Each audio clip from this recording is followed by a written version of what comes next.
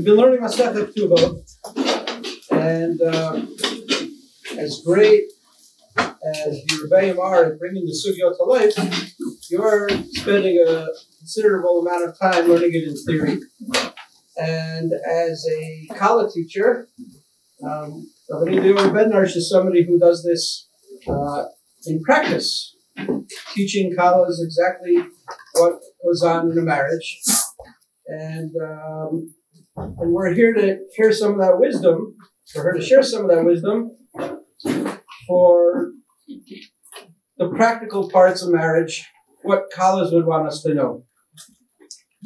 Among the, you saw on the poster, Leora Bednarsh teaches in Shaalvim for women, and she's a Yoatzot Halakha, and she's working to study to be a marriage counselor. And we all have a lot of Akara Tov here for Tani Bednarsh, as well as Shana Bet, I believe, as a focus for Asaf Bednarsh. Thanks for sharing. No longer. Censor it.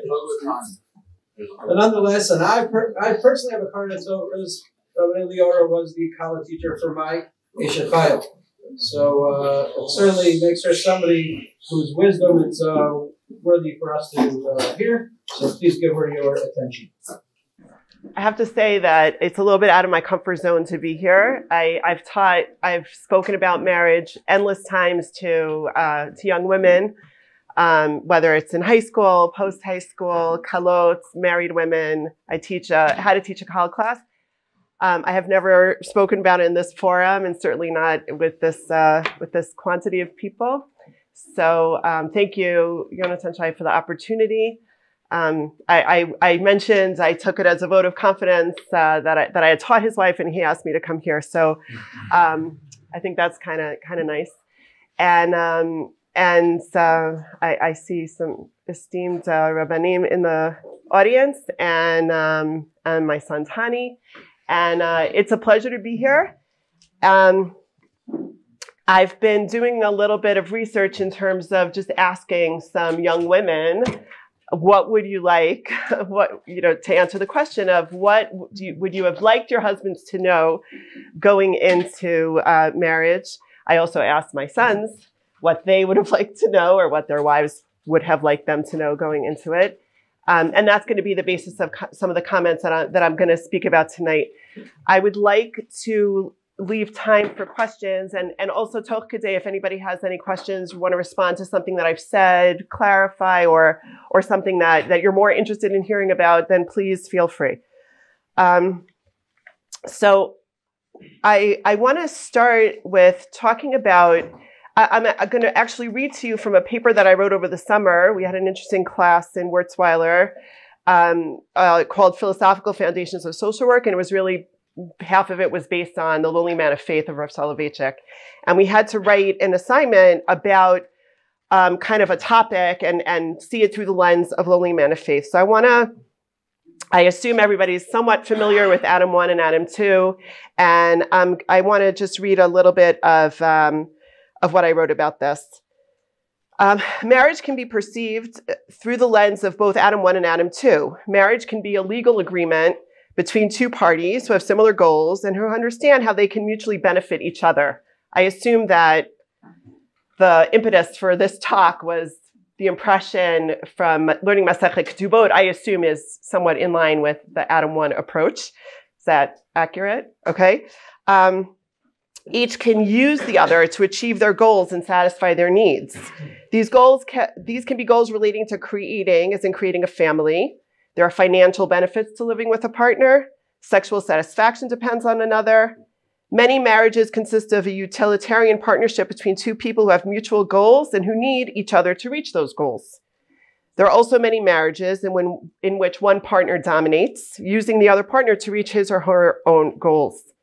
When viewed through the Adam 1 lens, there is a great risk of a power imbalance, since other human beings are viewed as an object to be utilized or feared, or an audience to impress with his accomplishments. In an ideal sense, if there is no power imbalance, each partner can serve this role for the other. However, it can easily lend itself to power struggles, objectification, and abuse.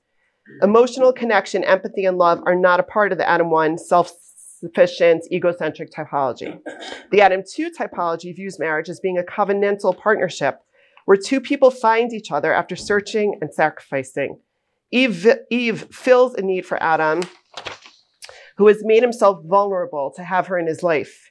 She satisfies a covenantal need to share his anxieties and ease his loneliness. This is a tall order. A person is inherently unique and therefore lonely. How can he truly share of himself with another? His thoughts, emotions, anxieties are so internal, so personal. As much as he tries to communicate and share them with another, he is inherently limited. Language only goes so far in expressing and externalizing what is deep inside. The closest, most intimate relationship is that of marriage, in which two people commit themselves to one another to ease that loneliness and come as close as humanly possible to another, despite the limitations of sharing. Empathy, truly giving to understand, truly trying to understand another is the greatest need that Adam 2 has. A couple also connect on the level of shared commitments. God is a crucial part of this relationship. Rav Soloveitchik writes, if God had not joined the community of Adam and Eve, they would never have been able and would never have cared to make the paradoxical leap over the gap, indeed abyss, separating two individuals whose personal, experiential messages are written in a private code undecipherable by anyone else. Redemption from loneliness can be obtained only when Adam and Eve choose to reveal themselves to God in unqualified commitment, also reveal themselves to each other in sympathy and love on the one hand, and common action on the other. And I think that this, in its ideal, marriage is a relationship where two people can truly know and accept one another. That is the ideal. And the strength that gives a person to be in a relationship with someone who really knows you and with all your faults and all your problems and all your issues and loves and accepts you gives so much strength to a person. There's nothing that can achieve that. Now, that is not a simple thing to do. If we break that down, what does it mean to achieve that? To achieve that, and I think probably one of the hardest things in a marriage is to make yourself vulnerable that way, to really truly reveal yourself to another person, to be able to admit to the faults that you have, to the warts that you have, to all the issues that you have, to be willing to reveal that to another person and trust that that person will accept and love you is not a simple thing to do. And yet, that is what needs to happen in order for, I believe, in order for a deep and meaningful marriage to take place. That's something that happens over time. It's something that, and I assume that part of what we'll talk about tonight is going to be about dating. You can't skip steps. And but I want to first start with setting up that like ideal and that goal. Does that make sense? Does that resonate with you? Right? Who doesn't want that? Right? Who doesn't want that kind of acceptance, that kind of connection, that deep connection? But what it takes to get there, and I want to first start on the individual level before we talk about finding the partner. And on an individual level, there needs to be readiness. Are you mostly Shana Aleph, Shana Bet? Okay, all right.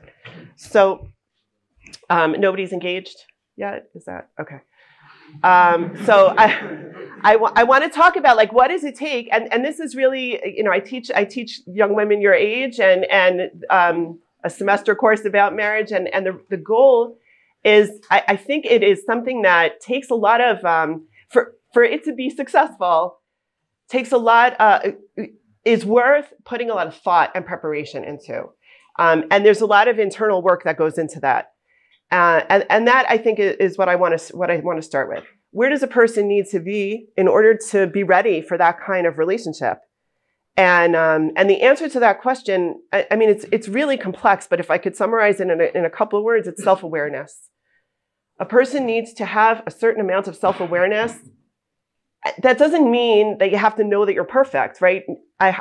If you're at that stage, I would recommend digging a little deeper, right? That's a person who goes into marriage thinking they're finished, they're perfect, they're ready. That's not a great place to start from. Nobody's ever perfect. But to have the self-awareness, to understand yourself, to understand who you are, to feel secure in who you are. Again, secure doesn't mean that you think you're perfect. Secure is that you're comfortable with the things that you have yet to work on, with the issues that are not perfect about yourself, that you know your strengths, you know your weaknesses, and you're willing to face your weaknesses, and you're comfortable, understanding where your strengths are and utilizing them.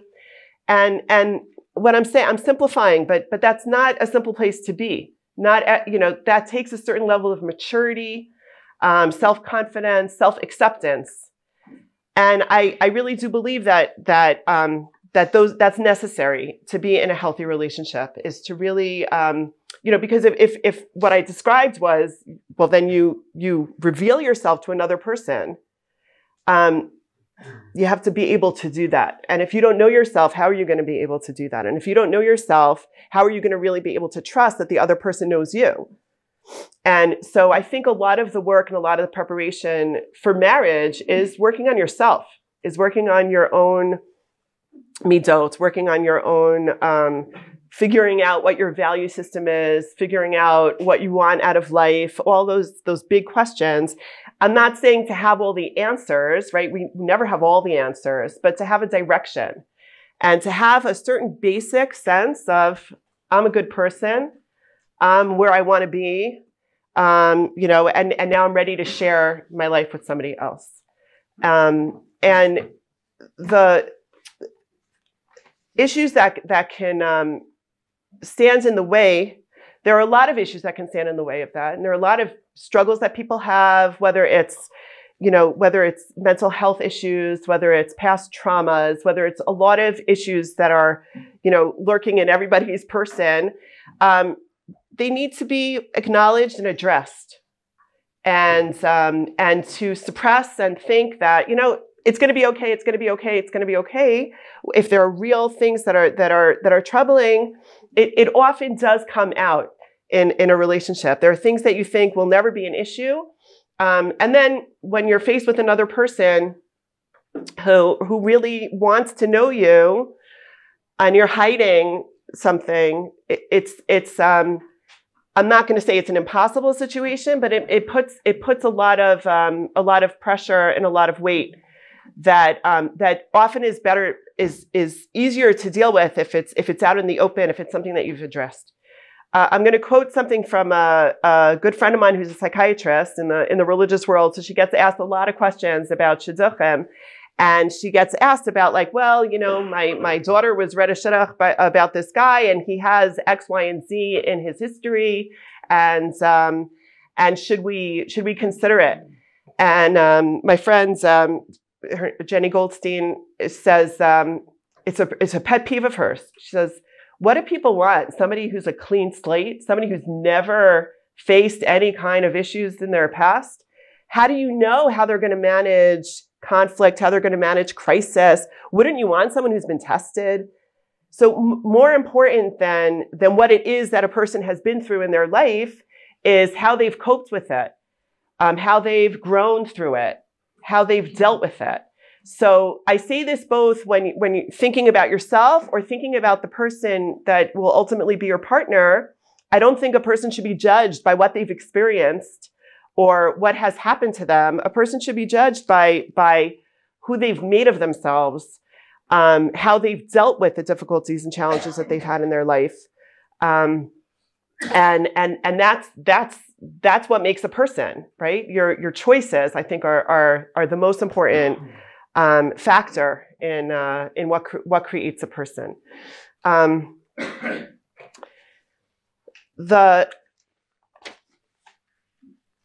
I want to quote from the Sheva Brachot, where we talk about, there's two very similar brachot, Misameach et hachatan ve'hakala, and Misameach et hachatan im hakala. And both of those aspects of chatan ve'kala that two individual differentiated people are now going to share a life. On the one hand, on the other hand, chatan im hakala, where the husband and wife join together to create an attached relationship. Attachment and having a healthy attachment is critical in marriage, but so is having differentiation. And it's really important to for each of the couple to maintain their independence and their individuality. Of course, you want to create a home together and create a family together, but there needs to be a balance between, creating something together and living for each other and being unable to cope or manage without the person. When a person becomes completely enmeshed with another, they become less interesting, and it's not a healthy relationship. There needs to be a healthy respect of the other person's individuality and independence. Another point so basically what I'm saying there is that when you do get married, it's really important not to lose yourself, and it's really important to make sure that your spouse doesn't lose themselves and not to demand that it's so much more interesting when you have somebody who's different than you, who's not you. A spouse is not an extension of yourself. Your children are not extensions of yourself. We're all independent individuals who deserve to be treated with respect in that way. So I guess I'm moving into the dating side of things. Let's say you're comfortable with yourself. You have a sense of what your issues are. You have a sense of healthy self-confidence and self-respect, and now you're ready to share your life with someone. What should you be looking for? So I'm going to quote my son Tani right now. Do you want to say? No. Okay. Who says, when you're dating someone, judge them for them. It's not a shopping. Okay, you're not comparison shopping to see who's the best match out there. Dating is meeting another individual, getting to know them, and seeing if it's somebody that you want to make a life with. Nobody's going to be perfect. There's always going to be somebody who is prettier, who is smarter, who is more successful, who is less demanding, who knows? Like every quality that you're going to look for, if you look at one individual quality, there'll always be somebody who's better at that. Dating is about looking at another person and figuring out, is this somebody, let's start with the basics, that I admire, that I like, that I enjoy spending time with, right? Let's start there. That has to be present. They could have the best values, and if you don't like them, what are you doing, right? So you have to start with that. Now, of course, values are hugely important, because what do you when we're talking about a marriage, we're talking about building a family with somebody. That is going to be, or attempting to build a family with somebody. You want to build a family with somebody who's going to share your values. Otherwise, there's going to be a tremendous amount of conflict if you want this and she wants that, and you're going to try to make that together. Now, not that conflict won't happen. We'll get to conflict, but if you want to be able to really build the life that you want, then you want to build it with somebody who wants to build the life that you want, somewhat, who shares those values and has that vision and that image of what you want your life to look like. I'm not filling in those values for you, but I think everybody has to think for themselves, what do they want to accomplish in life? What kind of a life do they want to have? And share that outright with somebody, with the person that you're with. And think together about whether, this is reasonable. For example, if somebody doesn't want children and the other wants children, like that's a bit of an issue, right? Or if somebody imagines having 14 children and another imagines having 2, that's something you should discuss before you decide to start a family together. Not that either of you are going to get exactly your wish. It doesn't work that way when you build a family, but you have to have some image of, what it is that you want to accomplish. And I brought here I'm not going to be able to show it to everybody, but I would encourage you to look it up.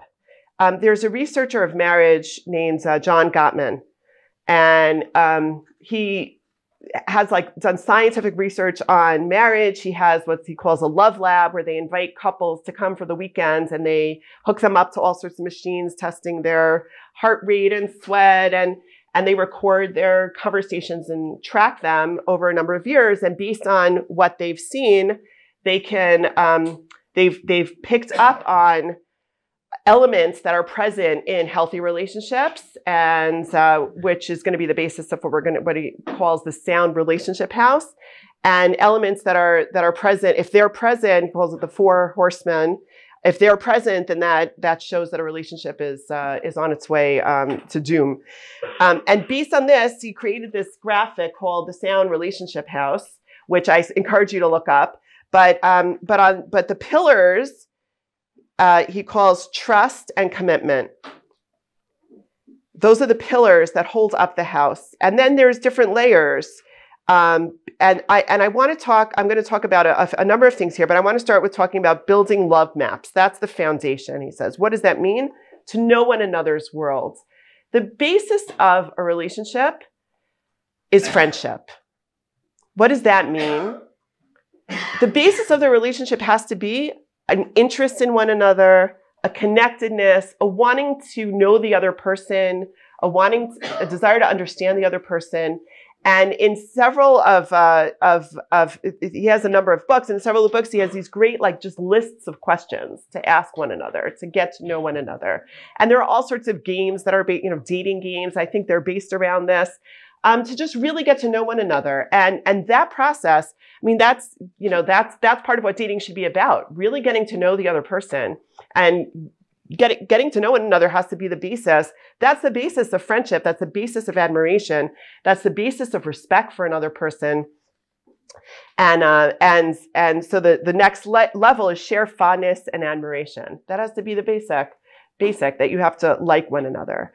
And then beyond that, there's skills that are necessary for building a healthy relationship. Now, these skills are true for any relationship. Having good communication skills, having a positive perspective, knowing how to manage conflict. None of these things that I'm throwing out there, they can be learned. Not everybody is good at them. They're not something that we're born knowing how to do. We learn them in all the relationships that we have. We learn them from our sibling relationships. We learn them with our parents. We learn them with our friends, our roommates. There are so many situations where we can learn these skills. And there are things that nothing tests them like a marriage. Marriage really tests these skills. And part of what I'm learning now in couples counseling is learning how to teach these skills. Now, I really went into studying couples counseling because I wanted to be able to do premarital education. And that's something that, maybe I'm not sure yet, but it's something that I would encourage everybody to consider. I think it's a sign of health in a relationship if a couple decide we want to go for premarital counseling. It's saying we're so committed to this relationship that we want to make sure that we're prepared and that we learn. And whether you're going to go for formal premarital counseling or not, I think if there's one takeaway that you could take from this talk, which is that marriage takes a lot of hard work. A lot of hard work. There are a lot of resources out there. There are wonderful books and shiurim and lecture series and counselors who can teach these skills, and they're things that need to be learned. They're not to go in, to marriage. You get a marriage license. You don't need to know much to get a marriage license, and maybe you should. There's a lot of things a lot of really basic communication skills that married couples just often, you kind of want to. A lot of, I think, married couples get very, very comfortable around one another. And when you get very comfortable, and you should be comfortable, but sometimes comfortable doesn't mean that all your bad midot can come out. The basic, I think, halakha of v'ahavta l'reacha kamocha applies to your spouse. It applies primarily to the people that you're living with. It's not just something about strangers. It's v'ahavta l'reacha kamocha, is to treat every person that you interact with, and particularly the people you interact with the most often, with a basic level of respect. Which brings me to it. I want to talk about respect, and I think there's two ways in which we could talk about respect. One is that this basic level of speaking respectfully, not checking in your anger, not telling the other person, not speaking with commands, not interrupting, basic things that you would do with any stranger that you met. And then there's a level of respect of really respecting the other person, looking at them as somebody that you look up to. You want to marry someone that you respect. Doesn't mean you think she's perfect, but it means on a basic level, you think she's a good person. Okay? And a woman should marry a man that she on a basic level believes is a good person. Respect feeds love, right? Let's talk for a minute about love.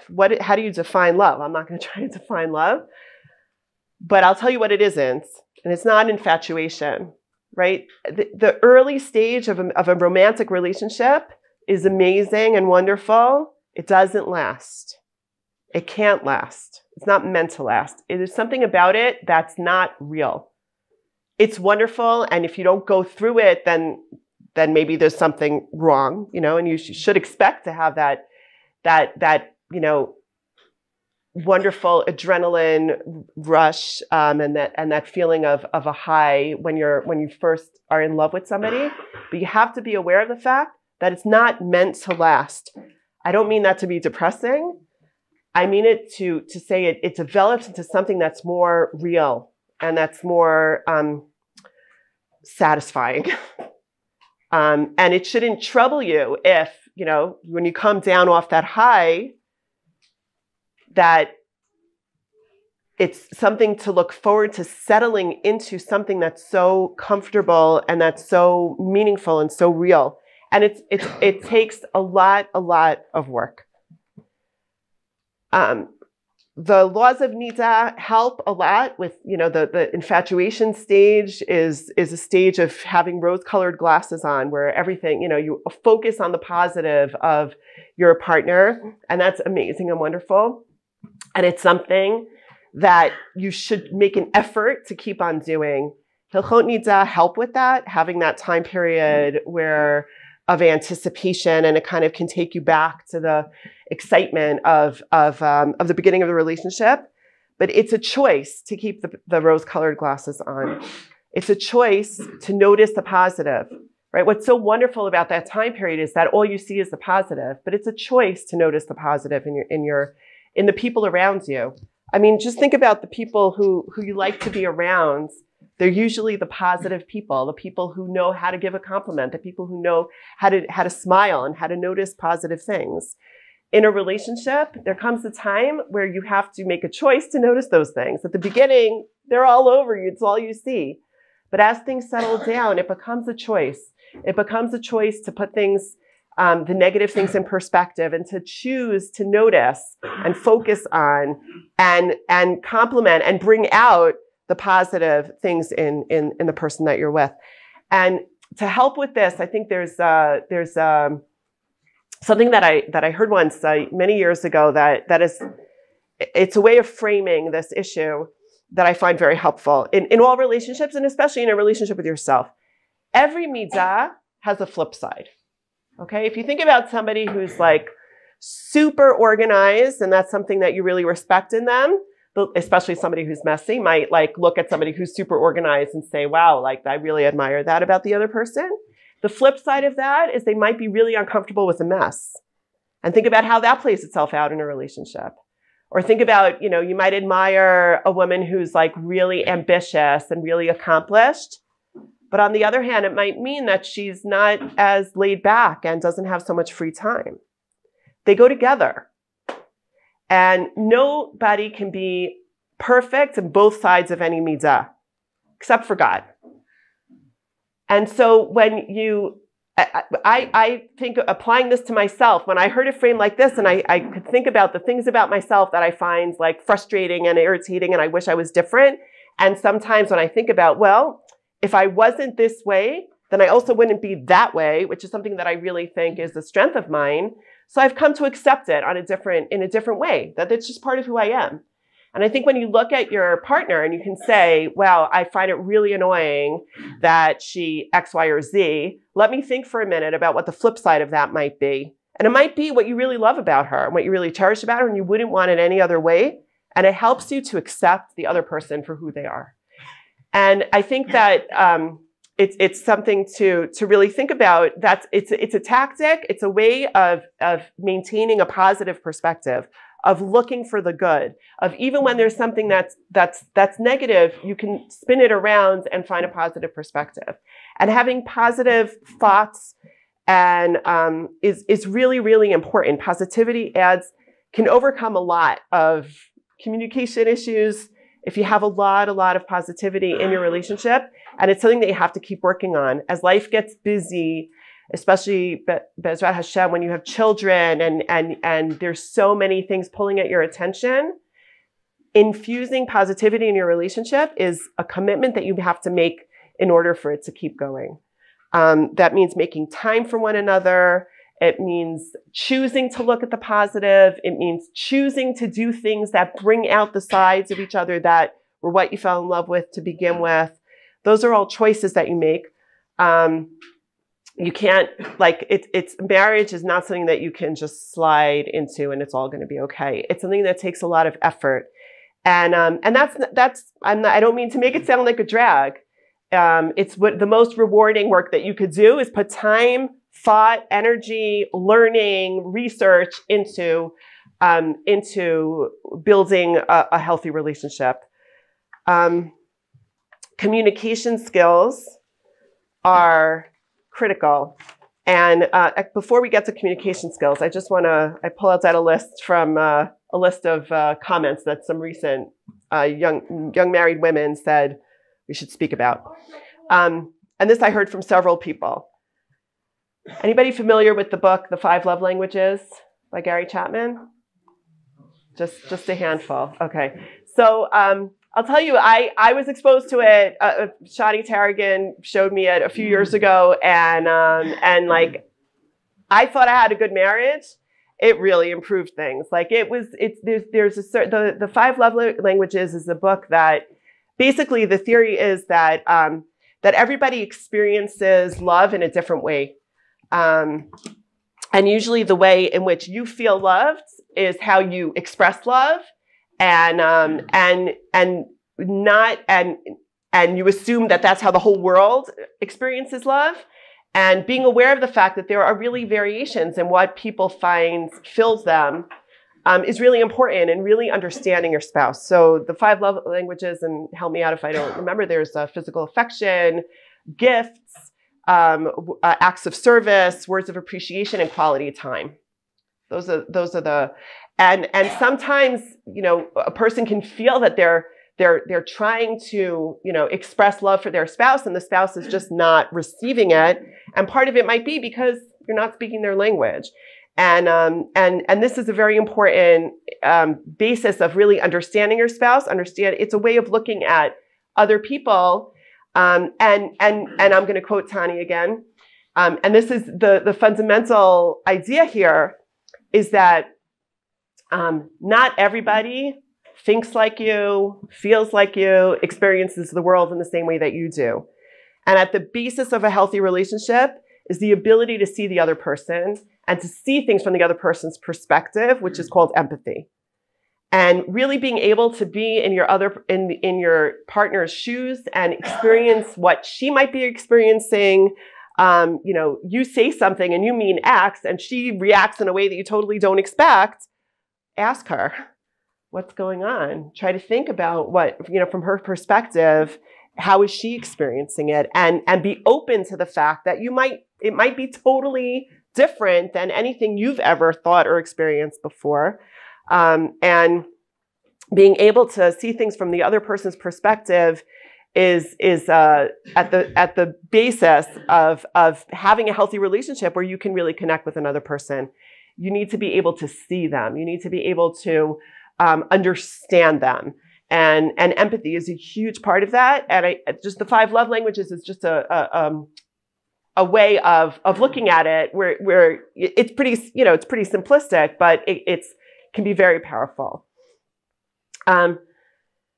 There are, one of the things that a number of people said to address is that when you get married, you're building a household. A household comes with a lot of responsibilities. And I'm sure you've been learning this in Masechet Ketubot about who has what responsibilities. And I'm not going to get into exactly who should be doing what, other than to say that it's something that needs to be communicated about.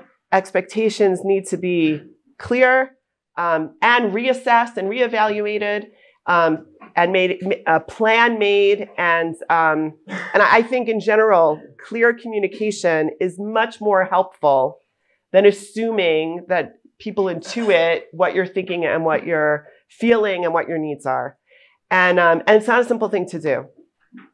It's not a simple thing to do and a lot of people, some people, it comes more easily to them than others to be able to say what you want, to be able to say what you need. Some people are more passive aggressive about it. Some people don't feel that they have the right to. There are different communication styles. I think it's very important not to mind read, not to assume that the other person mind reads, but to make clear when things are not feeling right, to address it, and to not be afraid of conflict. Conflict is inevitable. I remember I had a teacher in high school who said that he never fights with his wife. He's never had a fight with his wife. And I do not understand it. I think the only way that you can never have a fight is if one person is steamrolling the other person. And I don't think that that's a healthy relationship. I think conflict is inevitable. It's not something to be afraid of. It's a way to move forward. It's a way to grow. Just like, you build muscle by breaking it down, and then when it heals and it binds back together, it binds back stronger. I would look at conflict as being an opportunity to get to know what makes the other person tick. I remember, if I look back at my first year of marriage, what did I learn? I learned how to fight with my husband. I learned how to argue with my husband and not be afraid of it. And it takes a while, because at the beginning it's so scary. It's like, oh my gosh, what is it always going to be unpleasant? And do we make a mistake? And all those fears are going through your mind. And it takes some time and some experience to learn that you don't have to be afraid of conflict. What is conflict? You have to do it in a respectful way. And there should be rules. I'll talk a little bit about some rules, don't hit beneath the belt. Fight in a way where your attitude is, I want to wake up next to this person tomorrow morning. And so I'm going to be thoughtful about how I say something. You only have the right to speak about yourself, not to speak about the other person, what she's thinking, what she's feeling, what she did. It's not, first of all, it's not smart, because as soon as you do that, she's going to defend herself, and it escalates into an unpleasant interaction. But also, it's probably not true, because you're not in her head. So making assumptions about what her intentions were are not, it's called a crossover, and it's not a healthy way to communicate. Speak about yourself, and usually speak about what really needs to be communicated usually is your feelings about things. It's not so much about the facts of what happened, because the facts of what happened are usually not the issue. The issue is feelings that might be hurt, misunderstandings and miscommunications.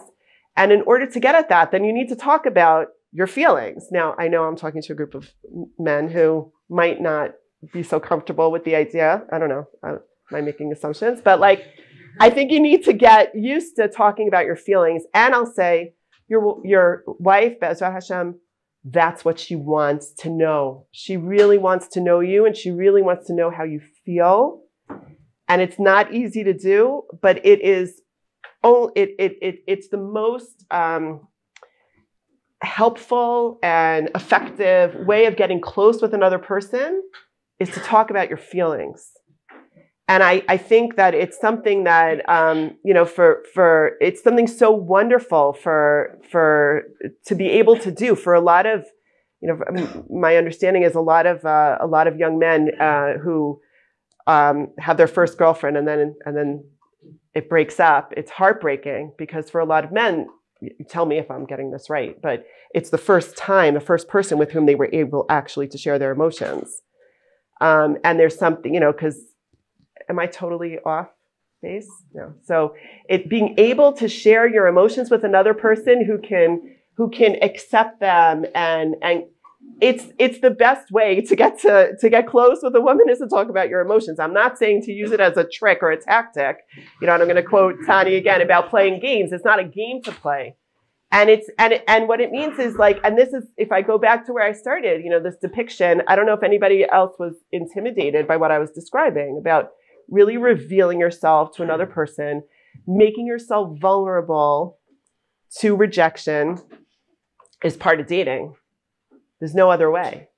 You can't skip steps.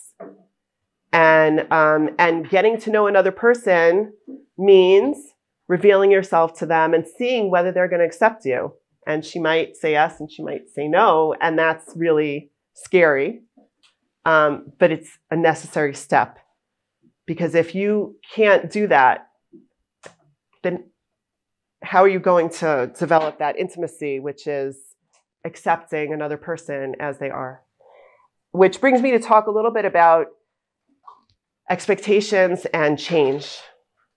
You should not, one of the biggest mistakes that you could make is to marry someone on the condition or under the assumption that they will change.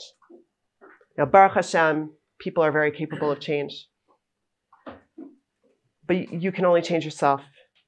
And you should only change for yourself.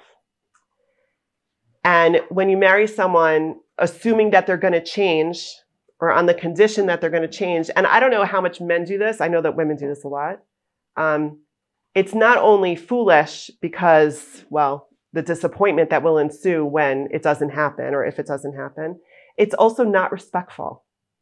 It means that you're not giving the other person a chance to be with someone who really will accept them. If you marry somebody without really accepting them on the condition that they're going to change, it means you're not accepting them. It means it's robbing them of the opportunity to truly be loved for who they are. And that's not fair. It's not fair to you. It's not fair to her. And again, we can hope. You can say it would be really nice if she changed, but it can't be. But you have to be willing to accept her as she is.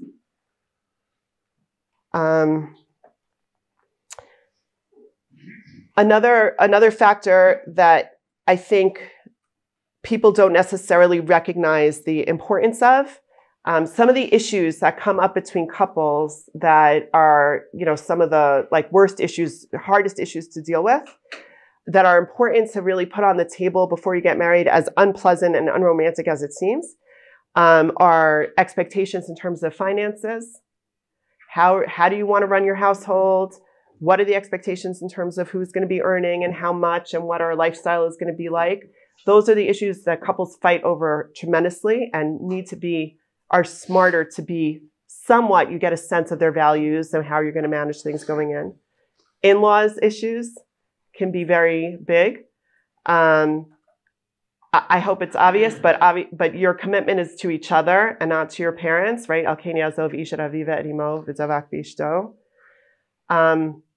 But it's important to be aware of what you're getting into, what the family situation is, and figure out if there are issues, how you're gonna manage them, and that it be something that you feel is manageable.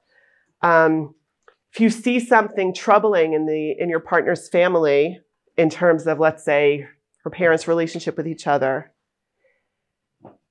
more important than what's going on there is how she assesses that. Does she see it? How does she evaluate it? The things that we're not aware of, and this is getting back to where we started about self-awareness. It's often the things that we're not aware of that are the patterns that we learned and developed when we grew up that are going to play itself out the rest of our life. The only way to really change them is to be aware of them, and then make a conscious effort to change. So if there are things that are troubling that she just doesn't seem to be aware of, that's something that I would open up and I would be a little bit nervous about.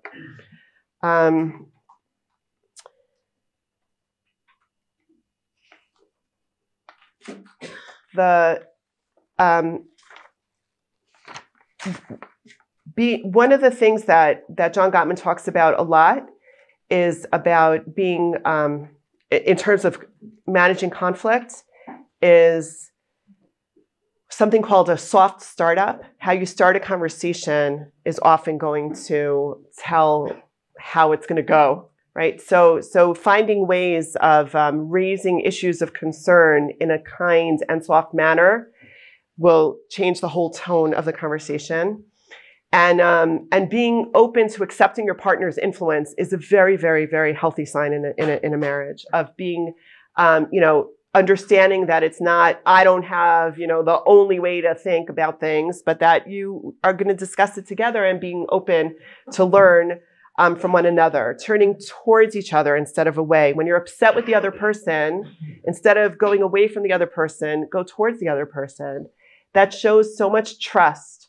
And the trust has to be the foundation. It's the fact that taking a man and a woman who have, and without getting into the whole Mars and Venus, I think there are a lot of stereotypes, and there are a lot of just personality issues that you're two people who grew up in a totally different home with different ways of thinking about things, and now making that work together, trusting that that's how God wants us to live, takes us a lot of the way, right? When things are hard and you're like, how is this even possible to work through? Knowing that this is how Hashem wants us to live gives you that trust that, okay, we can do this. Like it's not insurmountable. There's a way to do this, and we can learn this, that is really, really basic, and the commitment that we're going to make this work. As I quoted Tanya saying, that you're judging this person, you're looking at this person and deciding whether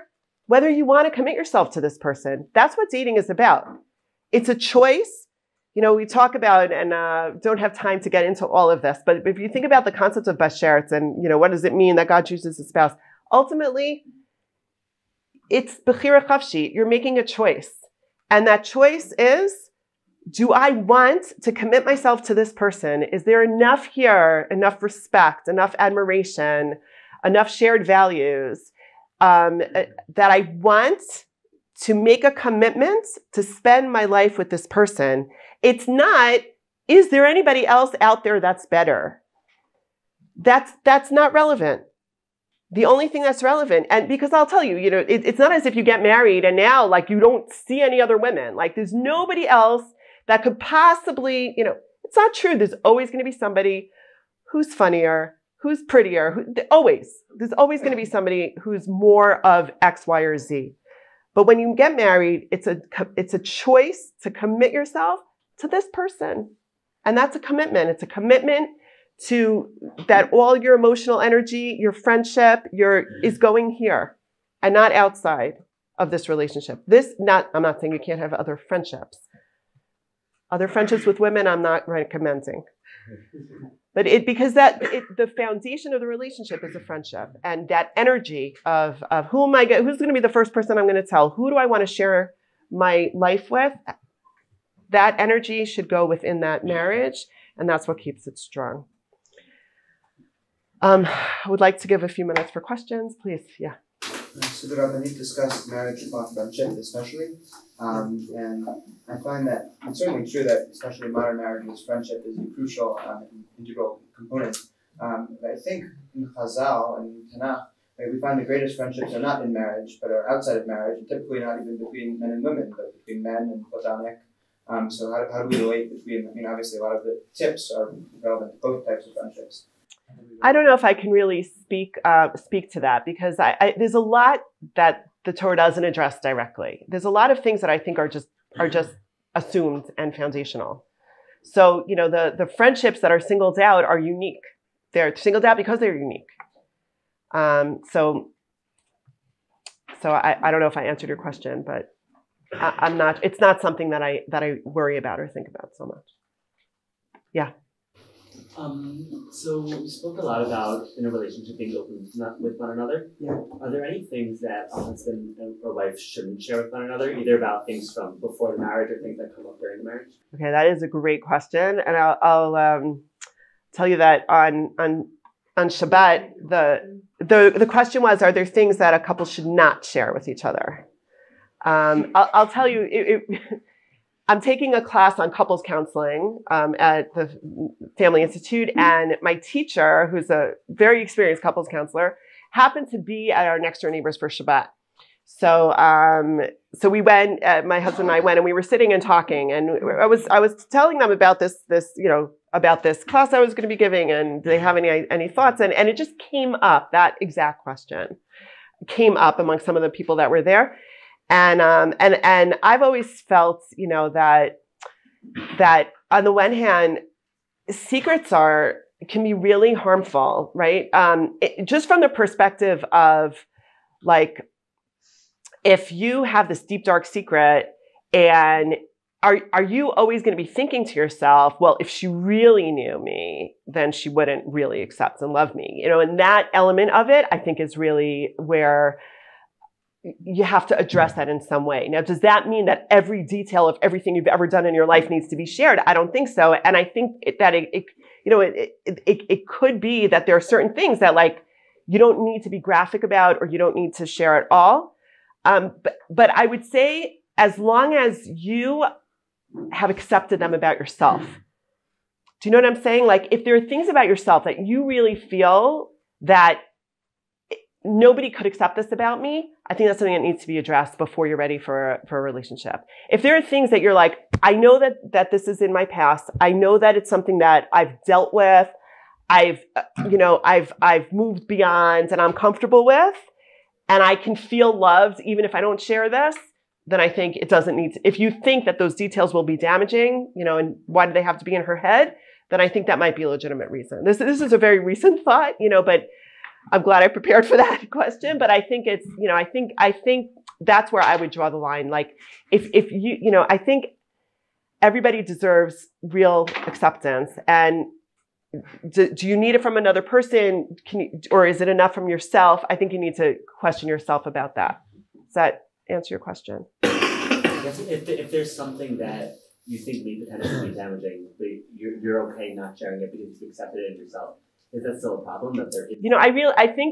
I can't, like, I think, kol makra legufo, I think that's something that you really need to speak with somebody about. Like, if every individual has to do a real, cheshbon hanefesh about that. It's not a simple thing. I don't think there's a simple answer to that question. Okay? Okay. Yeah. Yeah. Can you elaborate about change? You said that obviously you have to agree on a lot of things, but if there's like ideological things you don't agree on, and you said that you should never expect someone to change. Right. How did that play out? That's a great question. I think the ideological differences, I think it depends on how it's going to impact on your life, right? Meaning, if you hold this idea of hashgacha and she holds this idea of hashgacha, I'm not sure, like, the practical difference, is it really going to play itself out? And you could have real fundamental different ways of thinking or different interests. It's not that you need to have the same interests, right? There could be things that she's really into that you're not, and you're really into that she isn't. But if there are things that are going to affect your life, how you raise and again, with how you raise your kids, does it mean that you have to agree 100% on every decision? No. But if, you want to live in this kind of community and she wants to live in that kind of community, it makes it very challenging, right? It makes it very challenging. Now, there are certain challenges that you can deal with and it's worth it. But that's something you really have to question. Like, is there enough there that even though you disagree about these things, you'll be able to make it work? Or is it, maybe we should, and if you're not sure, then get to know each other better. There's no rush, right? I don't think there's any reason to rush into this decision. It's the biggest decision of your life. And I would advise you not to take the pressure from the community or from whatever, to really, it's a huge decision. And it's something that you need to feel that readiness, that you're committed, that you're ready to make that move and commit. And until you're ready to commit, you're not ready to commit. And it doesn't mean that that every question is going to be answered. you can't wait for that, but there has to be enough there that you're ready and committed to making it work. Does that answer your question? Yeah. You spoke about the excitement period at the beginning of a relationship. Yeah. How are you able to discern, like when dating, whether or not the affection you might feel towards the girl is based on that just excitement that you don't actually have a deep connection with her that will last forever? Excellent question. So well, I could say one thing that I'll say that makes it a much harder issue to discern is if you're not makpid on halakha in your intimate relationship, that makes it much harder to differentiate what's real and what's not real. So that's one factor that I'll see. But I think you need to give it some time. You need to give it some time. You need to maybe like speak to other people about it. If there's concerns that you have, see what other people are seeing, question your own ability to see sometimes clearly, be a little bit skeptical about yourself. Just recognizing that, maybe I'm not seeing things clearly because I'm infatuated is part of it. But I think also is to, not let yourself be infatuated at the very beginning. Do you know what I know it sounds like a little funny because but I do think you have somewhat control over that. Like there's a certain stage at which you're like, okay, like I'm ready to let myself in here. And there are things that you should kind of figure out before you let yourself go with those feelings. Does that make sense? Yeah. Obviously, physical attraction or beauty is kind of lower on the scale of factors when dating. But the question is it a factor at all? Of course. That, and that's part of the admiration and liking and wanting to be with somebody, for sure. Physical attraction is there. And this, I'm going to quote one of my kids again here saying, but that physical attraction is something that develops. It's not, I don't know if you've ever had the experience of seeing a beautiful woman and when she opens her mouth, you're like, why did I ever think she was attractive? And the opposite of, and the opposite of somebody who you didn't think was so attractive. And then as you got to know her better, you're like, wow, like she's really cute. So I think that the physical attraction is something that, that develops, but it definitely has to be there for sure. Yeah. Do you think that political disagreement or political agreement is something that's needed to go into a marriage, or that political agreement? Yeah. Again, I think all of these issues are like, you're never going to find someone that you agree with totally about everything. So it's a question of how fundamental and important is it to you, right? Can you not respect anybody who, votes differently than you do? So then you can't, right? But it's I don't know. I might try to convince you that you should be able to, but whatever. Like you have to know your lines. So, that's the question. Can you respect somebody who holds different views than you do about this issue? Yeah. You also mentioned that it's like more fun to be with someone who's different than you. Is it possible that you can find someone who's too similar to you and that you would actually be a bad fit because you're too good of a fit? It's possible, but look, every individual is a whole world. So if you think you're so similar, then maybe you don't know each other well enough yet. I think that the idea of the allure of the different, it can be a little bit dangerous, but on the other hand, that's part of what you enjoy about being with someone. If you find them interesting, what do people find interesting? Some people find interesting somebody who's exactly like them, and some people find interesting somebody who's really not like them. But I'm skeptical that you'll find someone who's so like you, that they're just not interesting. There's always, you just probably just, I don't know, might not know them well enough. Yeah. Elaborate on change. Yeah. You mentioned that to marry someone that you're hopeful will change. How do you guarantee that after you marry them, you're not going to change into something? You can't. You can't. So that's an excellent question, and I think that part of what you should be looking at is a certain stability right? And I would say for yourself also, if you're at a stage of life where there's been major upheaval and major change, it might not be the best time to start dating, right? I think that you want to know that you're like have some stable sense of identity and of who you are, because it's less risky that way. But you're right, people change and grow throughout their lifetime.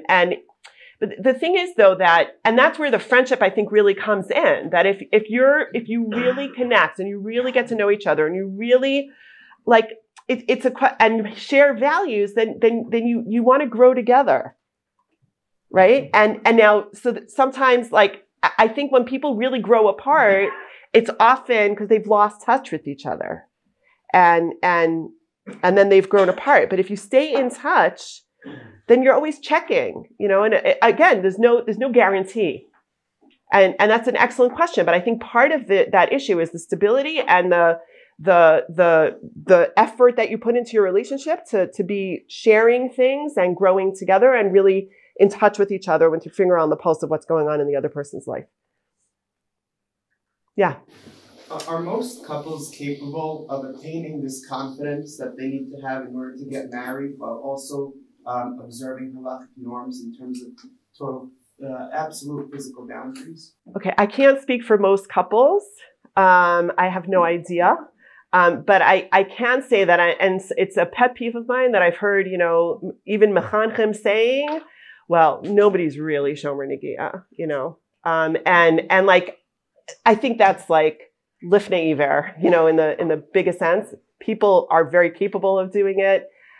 And I think that it's really, really challenging, But I do think that people can develop confidence in knowing that they're compatible even without having physical experience. I don't know if that's behind your question, but I would imagine that some people might have that question. And, how could you know that you're compatible with somebody if you've never touched them? And I do think that if you want to, right? And that's enough. The rest is learned.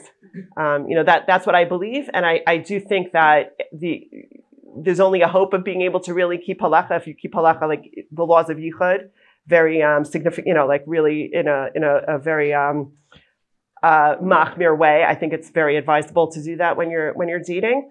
But I definitely think that people can get to know each other on a very, very deep level, even if they're keeping halakha, certainly. Yeah. One last question? Yeah. Wait, is there somebody who didn't speak yet who wants to? Okay, yeah. So I guess when a man is dating, most likely he's gonna date multiple women until he finds the right one. So I don't know. My sons both married the first woman they dated, so I don't know. Yeah. Yeah. And one does break off a relationship. Yeah. What? How do they move on? How do they move on? That's such a beautiful question. Look, it's hard. It's hard. I think that you can learn from that. You can learn a lot from relationships, in figuring out what wasn't right and what was right, and trying to believe in the ability to trust again. It's not a simple thing. It's a very challenging thing, but I think it's something that can you can learn a lot from every relationship that you have. You can learn a lot about what you did right, what you didn't do right, what felt right to you, what didn't feel right to you, what went wrong. There's so much that you can learn. So if you look at it as a learning opportunity, then I think that you would have your best odds of making meaning out of it.